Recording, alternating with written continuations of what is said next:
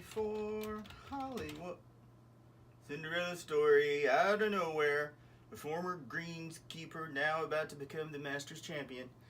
It looks like America. It's in the hole. It's in the hole. It's in the. Oh, hello there. I am Stan the Movie Man, and this is my review of The Kid Who Would Be King.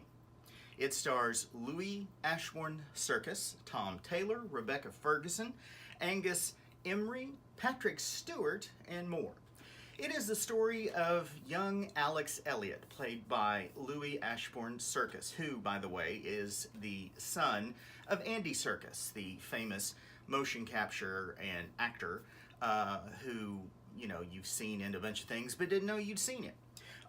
He is a young boy who lives with his single mom. They live in an apartment in London. He's constantly picked on by a couple of older kids. One is named Lance, played by Tom Taylor, and the other is Kay, played by Rhianna Doris. And his best friend is a fellow named Betters, played by Dean Chamu. They are at the mercy of the older, bigger kids. But one day when Lance and Kay are chasing after Alex, he stumbles onto a construction site where they're tearing down an old building, and there he finds a sword embedded in a concrete column. He pulls it out and takes it home with him.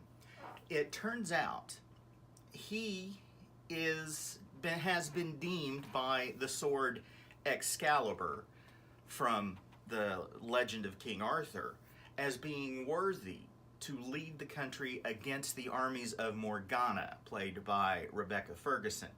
She's been tied up, buried deep in the earth for centuries, but because of how the people are turning dark and selfish and the country is considered leaderless, it is feeding her, that uncertainty and anger is feeding her, and she is about to burst forth with her undead army and take over Great Britain. Alex, is kind of in that same boat. His dad is gone, and he's picked on at school, and he really only has Betters as his one friend, and he's in kind of a dark place. That is when this weird kid shows up at school, who is in disguise the wizard Merlin, who as his younger self is played by Angus Emery. He tries to convince Alex that he is, it's his responsibility to defeat Morgana and to create his own Knights of the Round Table. And he finds some unlikely allies and goes on an epic quest to defeat evil. I really like this movie. That's because at heart I'm like 5 years old. But this film is an ultimate kids movie. The underdog, the picked on, the person who has no power, no wealth, no position, no status, becomes the hero to those who have position and status and wealth. He learns some hard lessons along the way. There's also some humor.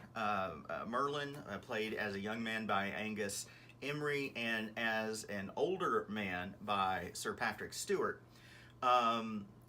is a terrific comic foil through the film.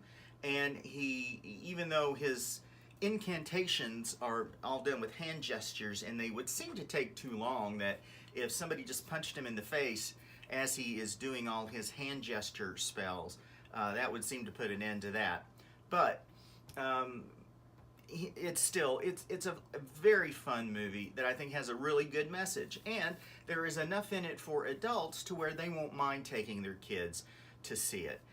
Really enjoyed The Kid Who Would Be King a lot, and that's why I'm giving it 5 stars. Go to StanTheMovieMan.com to read my complete review. Listen to The Fractured Frame, a podcast where some friends of mine and I get together and discuss the latest in movies, TV, and streaming. You can find that wherever you get your podcasts. Please follow me on Twitter at MovieManStan, all one word. And if you want to send an email to me, hey, it's a free country, it's a free world for the most part. You can do that. Send it to StanTheMovieMan123 at gmail.com. Till next time, later.